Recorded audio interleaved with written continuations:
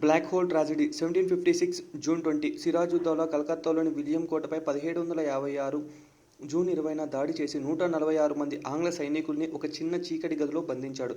ఈ గది కొలతలు 18x14. అందులో ఊపిరి ఆడక 123 మంది సైనికులు మరణించారు. ఈ ఘటనను ఆధునిక భారతదేశ చరిత్రలో కలకత్తా చీకటి గది ఉదంతం అని అంటారు.